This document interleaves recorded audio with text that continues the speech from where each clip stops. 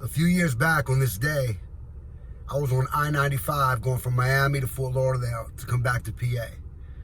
Along that ride, I was with my buddy Jason, smoking up, listening to Eminem, Lose Yourself, and tears were just dropping down my face. What's going on, world? My name is Charlie Sardi, and you are tuned in to the Sardi Experience. So as you can tell by that intro, this video hits home with me in a very deep way. Every year on this date, I reflect. Every year on this date, I find gratitude.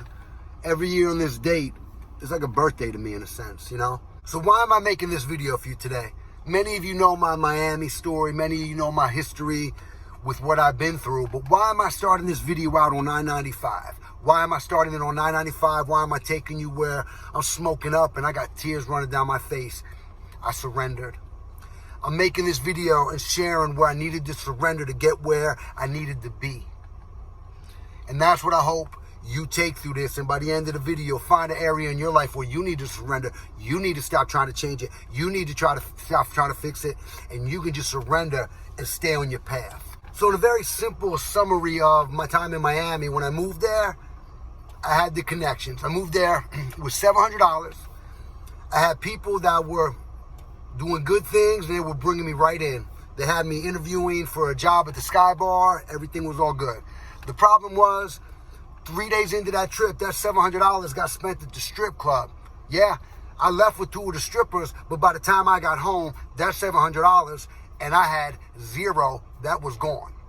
So now I wake up the next day with that pit in my stomach that I woke up with so many times in my life. I'm in Miami now without $1 in my pocket. And this is where the journey begins to go downhill. Now, my game got me in situations where I was dating a girl that worked for the Miami Heat. So I was VIP at the Pistons Heat playoff game. I was in the mix. But then a week later, I'm back to sleeping on the beach.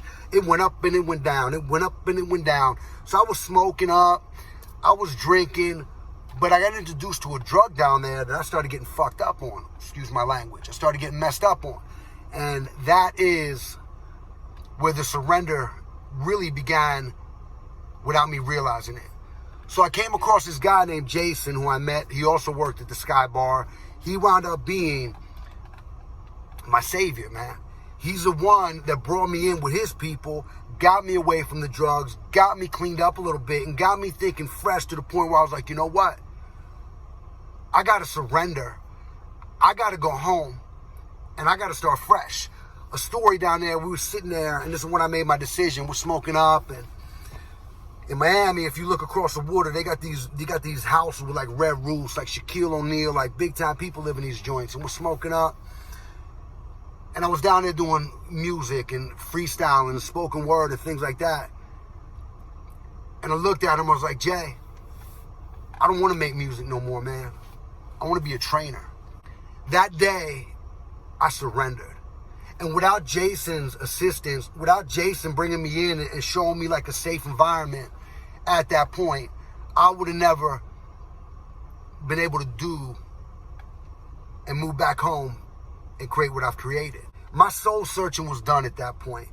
Me abusing myself to that extreme and punishing myself because of lack of self-love for me, but at the same time because I was fighting for a mission that I believe in to this day.